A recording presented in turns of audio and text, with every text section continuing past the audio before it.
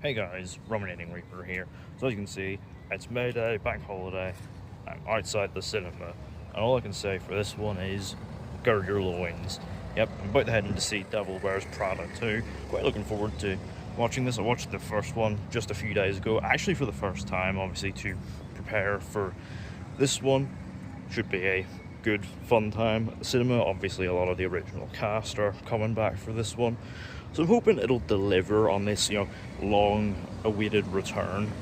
But the only way to find out if it does is to head in, get some snacks, and get seated for the Devil Wears Prada 2. Next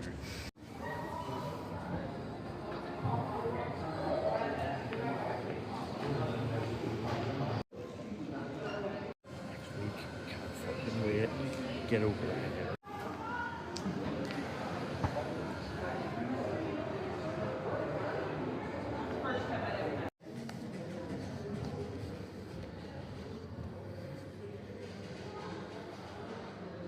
I've got my popcorn here with the Cadbury Buttons toppers and a Diet Coke, in conjunction with the promotional tie-in, ready for a second shift at Runway.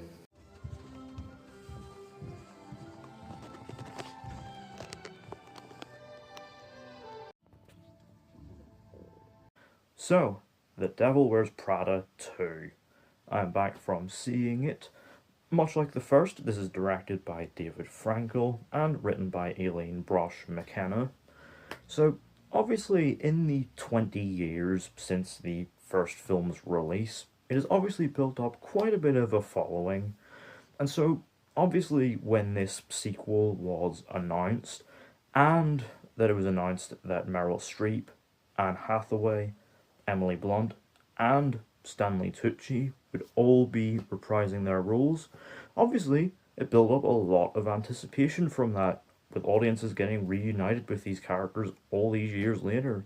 It's a strategy that's worked in the past, so obviously they were banking on capturing that magic here as well.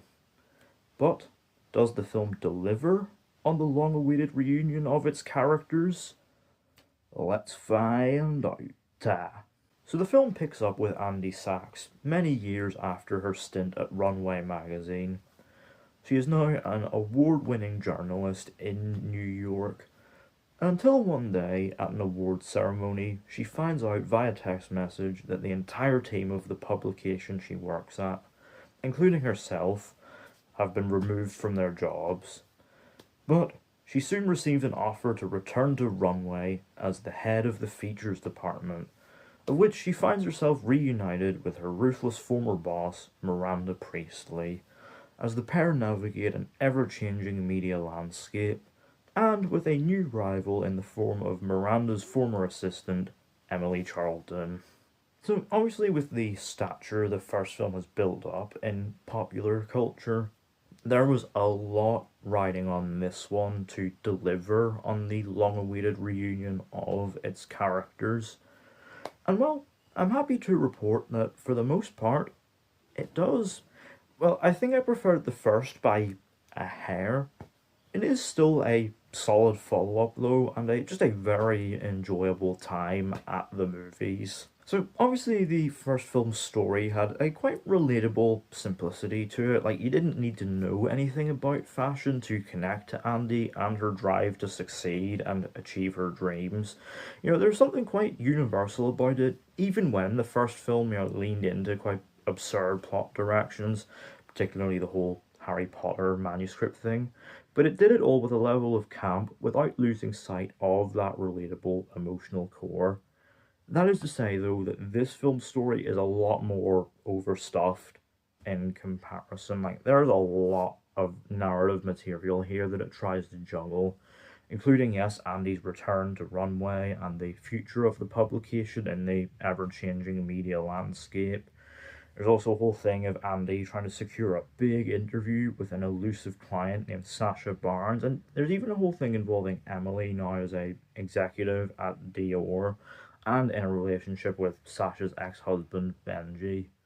There's a lot of stuff here, and it means that not all of it gets the room that it should. Like, at one point, Andy gets a romantic subplot that doesn't really go anywhere.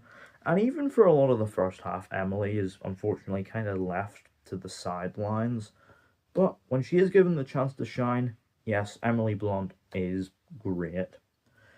But for any narrative bloat, I think it's made up for by some surprisingly timely messages. Like, there's a lot of interesting stuff in here, particularly with the future of print media and the sort of shift to digital. And there's even brief nods to the uncertain future that a lot of these creative industries like fashion face in the wake of the rapid development of AI technology. There's a lot of interesting ideas here, and it's quite fun to see them explored. But with all of that stuff, it never loses sight of its emotional core in the relationship between Miranda and Andy. And obviously, it's quite fun to catch up with these two characters all these years later and sort of see how their dynamic has evolved since the events of the first film. Obviously, it helps as well that Meryl Streep, once again, is great as Miranda. She has that ruthlessness to her once more, but also with an added layer of vulnerability. Obviously, as she navigates an always changing and evolving media landscape, and a brief brush with cancel culture, and quite a funny segment early on. Yeah, Meryl is great, and Ryland Grace is right, by the way, when he says that Meryl can do anything.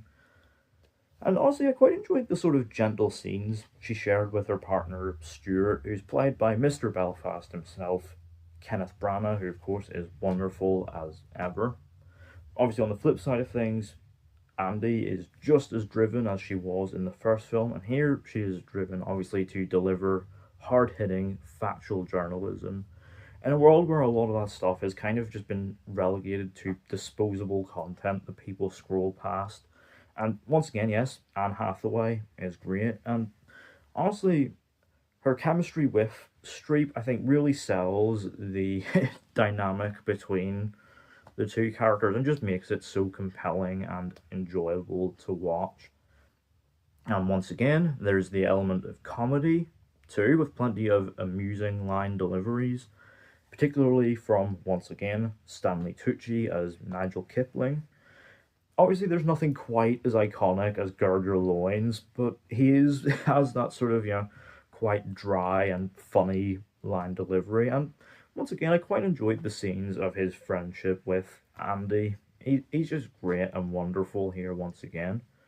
Another unexpected comedic highlight here is Benji, who's played here by Justin Theroux. He's great, great fun. A real slimy character and a very, very entertaining villain.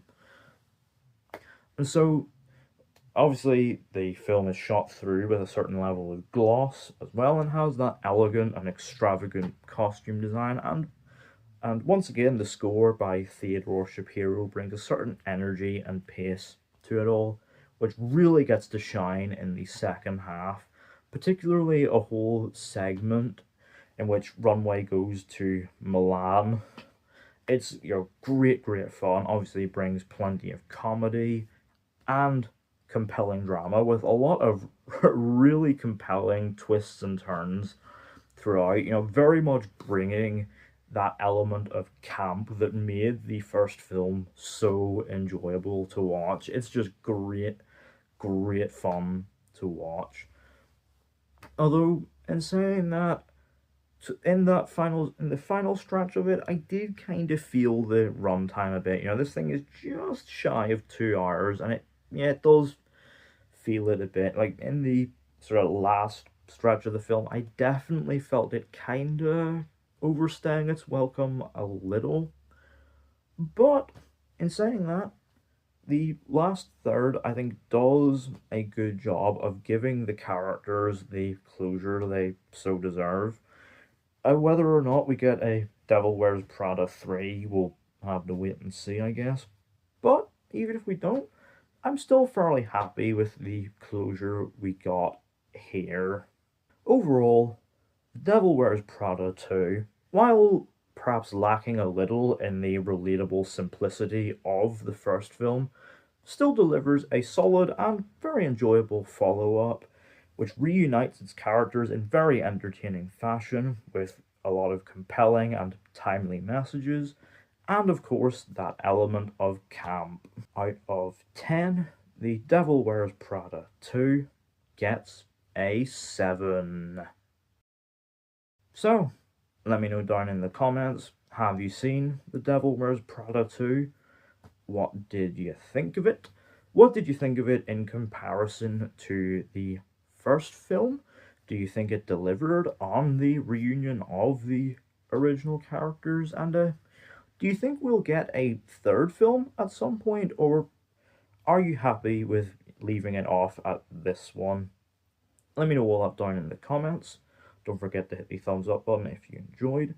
Don't forget to hit the subscribe button if you are new, and don't forget to turn on post notifications so you don't miss an upload.